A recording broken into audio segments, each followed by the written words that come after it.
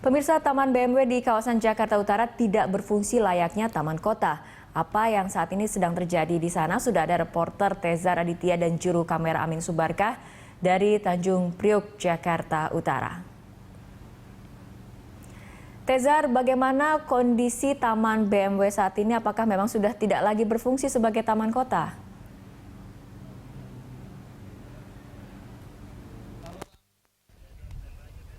Siap.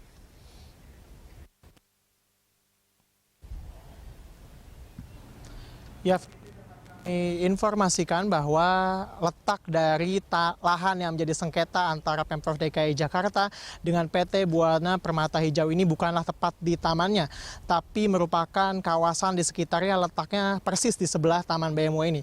Dan seperti terlihat di belakang saya, lahan ini tidak layak disebut taman, tapi ini lebih layak disebut tempat pembuangan akhir karena di sana sini terlihat tumpukan sampah. Dan ada juga saat ini aktivitas pembakaran dari sampah tersebut. Dan terlihat juga di sini adanya puluhan dari gubuk-gubuk yang dianggap liar oleh Pemprov DKI Jakarta.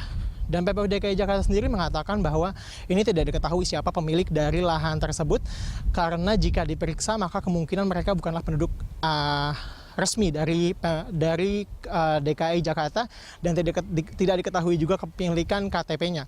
Selain itu juga di sini terlihat adanya kontainer-kontainer, puluhan kontainer di sini yang juga diketahui dimiliki oleh PT Buana Permata Hijau yang sebelumnya terlibat sengketa antara Pemprov DKI Jakarta.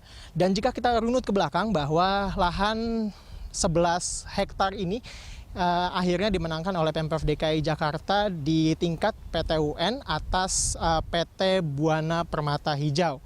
Dan nantinya di lahan inilah yang akan menjadi tempat dibangunnya stadion berskala internasional atau stadion BMW di kawasan Sunter, Jakarta Utara ini. Fitri Megantara.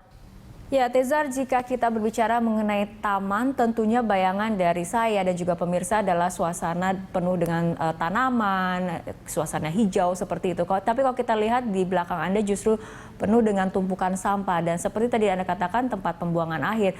Apakah kemudian ada rencana dari Pemprov DKI untuk segera membenahi Taman BMW sehingga kembali sebagai fungsinya sebagai taman kota ataupun mungkin tadi dibangun stadion sepak bola seperti itu?